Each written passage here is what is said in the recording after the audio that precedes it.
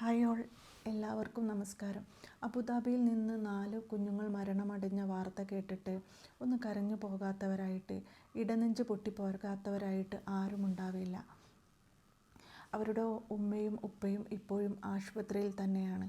വേദന കടിച്ചമർത്തി, ശരീരത്തിനുള്ള വേദനയേക്കാൾ കൂടുതൽ മനസ്സിനേറ്റ വേദനയിൽ അവർ നീറി കഴിയുകയാണ്. അവർ പൊന്നോമന മക്കളെ ഓർത്തിട്ട്.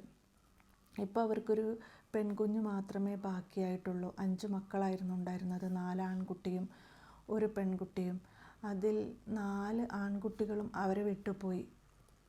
അത് ഏതൊരു ഉമ്മക്കും ഉപ്പക്കും താങ്ങാൻ പറ്റാത്ത ഒരവസ്ഥയാണ്. പക്ഷെ നമ്മളൊക്കെ പ്രാർത്ഥിച്ചുകൊണ്ടിരിക്കുന്നത് ആ മാതാപിതാക്കൾക്ക് ആശ്വാസം ലഭിക്കണേ എന്നാണ്, ക്ഷമ നൽകണേ എന്നാണ് ഓരോരുത്തരും പ്രാർത്ഥിച്ചു കൊണ്ടിരിക്കുന്നത്. നമുക്ക് ഇപ്പോൾ എത്ര തന്നെ മക്കളുണ്ടെങ്കിലും 5 ആയാലും 10 ആയാലൊക്കെ അവർ നമ്മളെ പൊന്നോമനകൾ തന്നെയാണ്. അവർക്ക് എന്തെങ്കിലും ഒരു മുറിവ് പറ്റിയാൽ പോലും ഏതൊരു ഉമ്മക്കും വേദനിക്കും. അല്ല 3 മക്കളുണ്ടെങ്കിൽ ഒരു മക്കൾ നഷ്ടപ്പെട്ടാൽ ആ ഉമ്മയ്ക്ക് വേദന ഉണ്ടാവില്ല, ബാക്കി 2 കുട്ടികൾ കൂടി ഉണ്ടാവുമല്ലോ എന്ന് ചിന്തിക്കുന്നവരുണ്ട്. അങ്ങനെയല്ല, ആ 3 കുട്ടികളും അതല്ലെങ്കിൽ ആ 5 കുട്ടികളും ആ ഉമ്മയ്ക്ക് പ്രിയപ്പെട്ടത് തന്നെയായിരിക്കും. അതിലൊന്നിനെന്തെങ്കിലും സംഭവിച്ചാൽ പോലും ആ ഉമ്മയ്ക്ക് താങ്ങാൻ കഴിയില്ല. ഇനി എത്രയൊക്കെ പറഞ്ഞാലും എല്ലാവരും ആ കാര്യങ്ങളൊക്കെ മറക്കും. അങ്ങനെയാണ് നമ്മളെ ഒരു മൈൻഡിൻ്റെ സിസ്റ്റം. നമ്മൾ കുറച്ച് കഴിയുന്നേരം നമ്മൾ എല്ലാത്തിനോട് പൊരുത്തപ്പെട്ട് വരും, നമ്മളെല്ലാം മറക്കും. പക്ഷെ ഒരു ഉമ്മക്കത് മറക്കാൻ പറ്റില്ല. ആ ഒരു ദിവസം ഉണ്ടെങ്കിൽ ആ ഒരു ദിവസത്തിൽ എത്ര തവണ നമുക്ക് ഒരു ഉമ്മക്ക് നഷ്ടപ്പെട്ടു പോയ കുഞ്ഞിനെക്കുറിച്ച് ഓർക്കാത്ത നിമിഷങ്ങളുണ്ടാവില്ല, കണ്ണ് നനയ്ക്കാത്ത സമയങ്ങളുണ്ടാവില്ല. അതങ്ങനെയാണ് ഉണ്ടാവുക. കാരണം ആ ഉമ്മൻ്റെ മനസ്സ് അങ്ങനെയായിരിക്കും. അത് ഒരു ഉമ്മ ആയിട്ടുള്ള ഒരാൾക്ക് മാത്രമേ അത് മനസ്സിലാവുകയുള്ളൂ.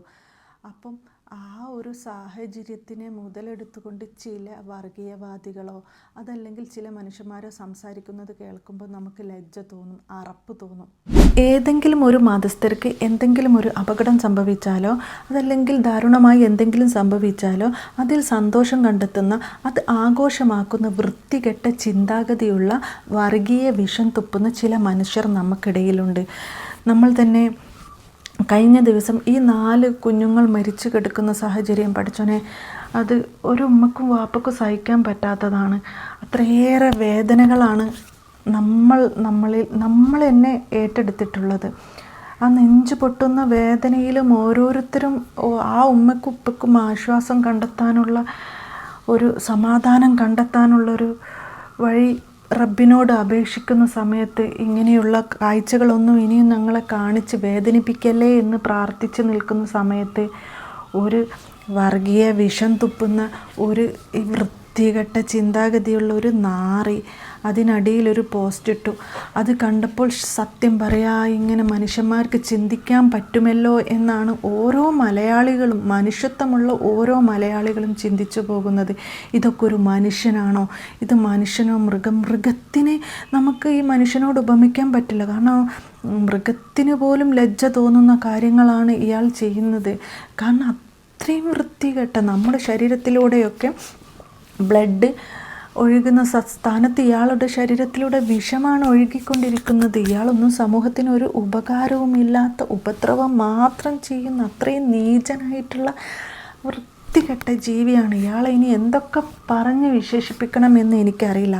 അത്രക്ക് നാറിയ ചിന്താഗതിയുള്ള ഇവരെയൊന്നും സമൂഹത്തിന് ആവശ്യമില്ല. ഇയാളെ ചിന്ത എത്രത്തോളം ദുഷ്കരമായിരുന്നു എന്നുള്ളത്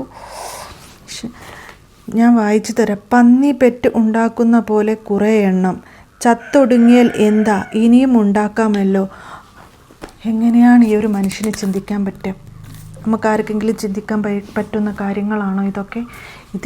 ഇയാളെപ്പോലെയുള്ള മനുഷ്യന്മാർ ഒരുപാടുണ്ട്. ഇയാൾ ഇതിനുള്ള ഒരു ഉദാഹരണം മാത്രമാണ്. ഇങ്ങനെ ചിന്തിക്കുന്ന, ഇങ്ങനെ വർഗീയ വിഷം തുപ്പുന്ന, ഇത്രയും വൃത്തികെട്ട ചിന്താഗതിയുള്ള മനുഷ്യർ നമ്മുടെ സമൂഹത്തിൽ, നമ്മുടെ ചുറ്റുപാടുമുണ്ട്. നമ്മൾ ഇങ്ങനെയുള്ള സാഹചര്യത്തിലാണ് ഇവരെ അറിയുന്നത്. ഇയാളുടെ ഫേസ്ബുക്ക് പോസ്റ്റും അതേപോലെ ഇൻസ്റ്റാഗ്രാം പോസ്റ്റും കണ്ടാൽ നമുക്ക് മനസ്സിലാവും ഇയാൾ എത്ര കാലമായി ഈ ഒരു ഈ വർഗീയ ചിന്തയുമായിട്ട് ഒരു കൂട്ടം മനുഷ്യരെ ഇയാളിലേക്ക് ആകർഷിച്ചെടുക്കുകയാണ്. കാരണം ഇങ്ങനെയുള്ള മനോഭാവമുള്ള, ചിലപ്പം ചെറിയ ചിന്തകൾ മാത്രമേ ഉണ്ടാവും, ഇങ്ങനെയുള്ള മനോഭാവമുള്ള ആൾക്കാരെ ഇയാൾ ഒരു ഗ്രൂപ്പാക്കിയിട്ട് കൊണ്ട് നടക്കാൻ വേണ്ടിയിട്ടാണ്. പക്ഷെ ഇത്രയും കാലമായിട്ടും ആരും പ്രതികരിച്ചിട്ടില്ല.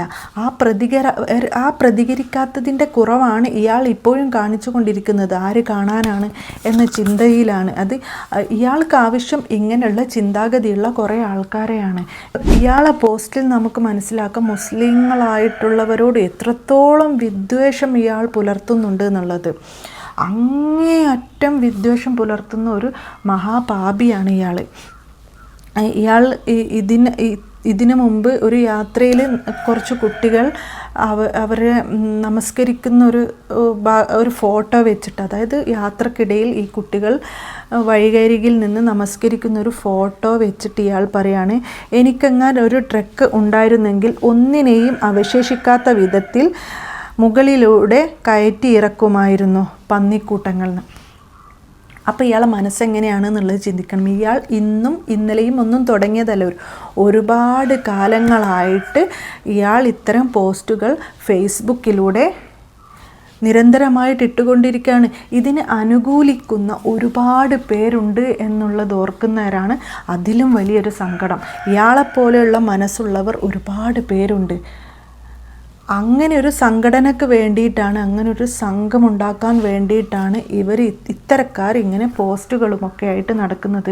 ഇപ്പോഴാണ് ഇയാളെ ഈ ഒരു മുഖം, ഈ വൃത്തികെട്ട മുഖം നമ്മൾ സമൂഹത്തിൻ്റെ മുന്നിലേക്ക് കൊണ്ടുവന്നത്. ഇതിൻ്റെ മുമ്പ് ഇയാൾ പിടിക്കപ്പെട്ടിട്ടില്ല. അതിൽ കുറേ ആൾക്കാർ പല പരാമർശങ്ങളുമായിട്ട് വരലുണ്ട്, നീ അങ്ങനെ എന്നൊക്കെയുള്ളൊരു ഇത് വന്നിട്ടുണ്ട് എന്നതൊഴിച്ചാൽ ഇയാൾ ജീവിക്കുന്നത് ഒരു അറബ് രാജ്യത്താണ്. അവിടെ നിന്നിട്ടാണ് അയാളും അയാളുടെ കുടുംബവും ഭക്ഷണം കഴിക്കുന്നത്, അതിന് വേണ്ടിയിട്ടുള്ള വകുപ്പുണ്ടാക്കുന്നത്. അയാളെ സംബന്ധിച്ചോളം അതൊരു ചിലപ്പം പ്രതികാരമായിരിക്കും. കാരണം മുസ്ലിങ്ങളുടെ പണം കൊണ്ട് ഭക്ഷണം കഴിക്കുക എന്നൊക്കെ പറഞ്ഞിട്ടുള്ളൊരു പ്രതികാരമായിരിക്കാം, അതെങ്ങനെയോ അറിയില്ല. പക്ഷെ ആ രാജ്യത്ത് നിന്നുകൊണ്ട് ആ രാജ്യത്തിലെ മനുഷ്യന്മാരെ അങ്ങേയറ്റം പുച്ഛിക്കുകയും വിമർശിക്കുകയും ചെയ്ത് അവർക്ക് നേരെ വിഷം തുപ്പി ഒരു പരുവത്തിലാക്കുന്ന ഇയാളെപ്പോലുള്ള മനുഷ്യരെ നമുക്ക് ആവശ്യമില്ല. ഇവരെയൊന്നും, ഇങ്ങനെയുള്ള മനുഷ്യന്മാരെ നമ്മളെ സമൂഹത്തിന് ആവശ്യമില്ല. എന്തിനാണ് ഇവരൊക്കെ ജീവിക്കുന്നത്? എന്താണ് ഇവരെ കൊണ്ടുള്ള ഒരു ഗുണം? ഇങ്ങനത്തെ ചിന്തകളും മനുഷ്യന്മാരെ അങ്ങോട്ടും ഇങ്ങോട്ടും തമ്മിലടിപ്പിക്കുന്ന ചിന്തകളുമായിട്ട് നടക്കുന്ന ഇവർക്ക് തക്കതായ ശിക്ഷ കിട്ടണം. നമ്മളെല്ലാവരും ആഗ്രഹിച്ചാണ് ഈ ഒരു പോസ്റ്റ്, ഈ ഒരു കമൻറ്റ് കണ്ടതോടുകൂടി ഒരുപാട് നല്ല മനുഷ്യർ അതായത് ഹിന്ദു, മുസ്ലിം, ക്രിസ്ത്യൻ, ജാതി മത ഭേദമന്യേ ആൾക്കാർ ഇയാളെ ആരാണെന്ന് കണ്ടെത്താൻ വേണ്ടിയിട്ട് ശ്രമിച്ചു. ഒരുപാട് കമൻറ്റുകൾ വന്നു, ഇയാളെ എങ്ങനെയെങ്കിലും കണ്ടെത്തി തരണം. അവസാനം ഇയാളൊരു സൗദിയിലാണ് വർക്ക് ചെയ്യുന്നത് എന്ന് മനസ്സിലാക്കി സൗദിയിലുള്ള ആൾക്കാരോട് നിരന്തരമായിട്ട് പേഴ്സണലായിട്ടും അല്ലാതെയും ഷെയർ ചെയ്ത് ആളെ കണ്ടെത്തി. ഇപ്പം സൗദി ഗവൺമെൻറ് അയാളെ അറസ്റ്റ് ചെയ്തു, അൽഹംദുലില്ലാ. അപ്പം ഇതിനു മുമ്പും ഇതേപോലെയുള്ള പോസ്റ്റുകൾ സംഭവിച്ചിട്ടുണ്ട്. ഏതൊരു കാര്യത്തിൽ എനിക്ക് ഓർമ്മയിലുണ്ട്, ഇങ്ങനൊരു വിമർശനമുണ്ടായി, ആൾ പിടിക്കപ്പെടുകയൊക്കെ ചെയ്തിട്ടുണ്ടായിരുന്നു. പക്ഷേ അതൊക്കെ ഇയാൾ കണ്ടതാണ്. പക്ഷേ ആ രാജ്യത്ത് നിന്ന് തന്നെ അത്രയും നിയമങ്ങൾ പാലിക്കപ്പെടുന്ന ആ രാജ്യത്ത് നിന്ന് തന്നെ ഇങ്ങനെയൊക്കെ വിളിച്ചു കൂവാൻ അയാൾക്ക് ധൈര്യം കൊടുത്തത് നമ്മൾ തന്നെയാണ്. അയാൾ ഈ ഒരു ഫേസ്ബുക്ക് പേജും ഇൻസ്റ്റാഗ്രാം പേജൊക്കെ തന്നെ നമ്മൾ നിരന്തരം കാണുന്നതാണ്. എന്നിട്ടും നമ്മൾ അതിന് പ്രതികരിക്കാൻ പറ്റണില്ല. പക്ഷേ അൽഹംദുലില്ലാ ഇപ്പം അയാൾ അറസ്റ്റ് ചെയ്തിട്ടുണ്ട്. ഇനി ഇങ്ങനെയുള്ള വർഗീയ വിഷം തുപ്പുന്നവരുടെ നാവ് ചങ്ങലക്കിടാനാവുമെന്ന് എനിക്ക് തോന്നുന്നില്ല. കാരണം അവരത് പറഞ്ഞു പോവും. അവർക്കത് ഇങ്ങനെയൊക്കെ കാണുന്നവരെ അവരുടെ സന്തോഷം, അവരുടെ മനസ്സിൻ്റെ ആനന്ദം പുറത്ത് കാണിക്കാതെ അവർക്ക് നിൽക്കാൻ പറ്റില്ല. അവർ പുറത്ത് കൊണ്ടുവരും. അങ്ങനെ വരുന്നേരം നമ്മൾ അവരെ വിടരുത്. നമ്മൾ ഓരോരുത്തരും, ഓരോ മതസ്ഥർക്കും ഒന്നും സംഭവിക്കരുത്. നമ്മൾ ഹിന്ദു ആയാലും മുസ്ലിം ആയാലും ക്രിസ്ത്യൻ ആയാലും അത് ജാതി മതഭേദമന്യേ നമ്മൾ ഒറ്റക്കെട്ടായിട്ട് സന്തോഷത്തോടെ സമാധാനത്തോടു കൂടി ജീവിക്കണം ഈ ഇന്ത്യ രാജ്യത്ത്, അല്ല ഈ മഹാരാജ്യത്ത്. അതാണ് നമുക്ക് വേണ്ടത്. നമ്മൾ ആഗ്രഹിക്കുന്നത് അതാണ്. നമ്മൾ ഒരാൾക്ക് പോലും നാശം കാണാൻ നമ്മൾ ആരും ആഗ്രഹിക്കുന്നില്ല. അത് ഒരു മതസ്ഥർക്കും അങ്ങനെയാണ്. നമ്മളൊക്കെ ചിന്താഗതി അങ്ങനെയാണ്. നമ്മൾ പഠിച്ചതും അങ്ങനെ തന്നെയാണ്. ഞാനിപ്പം മുസ്ലിം ആണെങ്കിൽ പോലും എനിക്ക് ഒരുപാട് സുഹൃത്തുക്കൾ ഹിന്ദുവും ക്രിസ്ത്യനും ഒക്കെ ഉണ്ട്. അവരൊക്കെ നമുക്ക് പ്രിയപ്പെട്ടവർ തന്നെയാണ്. അവർക്കൊന്നും സംഭവിക്കുന്നത് കാണാൻ നമ്മൾ ആഗ്രഹിക്കുന്നില്ല. അവരൊരു വേറെ മതം എന്ന് മാത്രമേ ഉള്ളൂ. പക്ഷെ നമ്മളെ ചിന്തയിൽ പോലും അവർ നമ്മളെ സഹോദരന്മാർ തന്നെയാണ്.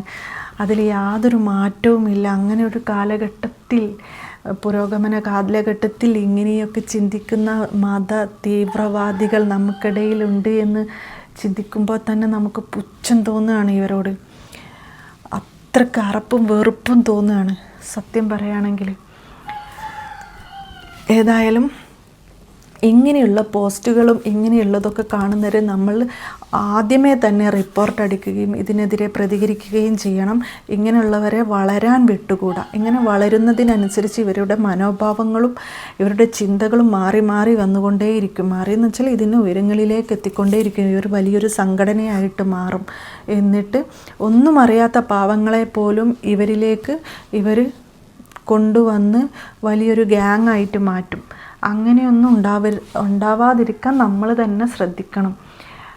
പിന്നെ എനിക്ക് പറയാനുള്ളത്, ഈ കുഞ്ഞുങ്ങളുടെ ഉമ്മയും ഉപ്പയും ഒരു സഹോദരിയും ഇപ്പം ജീവിച്ചിരിപ്പുണ്ട്. 5 കുഞ്ഞുങ്ങളായിരുന്നുള്ളത്. അതിൽ 4 കുട്ടികളും ആ ഉമ്മനെയും ഉപ്പനെയും വിട്ട് പിരിഞ്ഞു പോയി. അവർക്ക് ഒരു സമാധാനം ലഭിക്കട്ടെ. ആ ഉമ്മക്കും ഉപ്പക്കും ഈ മകൾക്കും ആ കുഞ്ഞുമകളെ ഓർക്കുന്നേരം വലിയ വേദനയാണ്. കാരണം 4 ആങ്ങളമാർക്കിടയിൽ അത്രയേറെ കളിച്ച് വളർന്ന ആ പെൺകുട്ടിക്കിപ്പം ആ സഹോദരങ്ങളില്ല. ആ സഹോദരങ്ങളുടെ താങ്ങില്ലാതാവുകയാണ്. അത് ഉൾക്കൊള്ളാൻ പോലും ആ പെൺകുട്ടിക്ക് ഇപ്പോഴും കഴിഞ്ഞിട്ടില്ല. അതേപോലെ തന്നെ ആ ഉമ്മക്കും ഉപ്പക്കും 4 കുഞ്ഞുങ്ങൾ പോയി എന്നുള്ളത് ചിന്തിക്കാൻ പോലും ഇതുവരെ പറ്റിയിട്ടില്ല. അവരത് ഉൾക്കൊണ്ടിട്ടുമില്ല. എപ്പോഴും അവരെക്കുറിച്ചുള്ള ചിന്തകളും ആ വേദനയും മാത്രമാണ് അവർക്കിപ്പോഴും ഉള്ളത്. ആ ഒരു വേദന അത് മാറുമെന്ന് നമ്മൾ വിചാരിക്കുന്നില്ല. എങ്കിൽ പോലും അതിനൊരു സമാധാനം കൊടുക്കണേ എന്ന് മാത്രമാണ് പ്രാർത്ഥന. Thank you.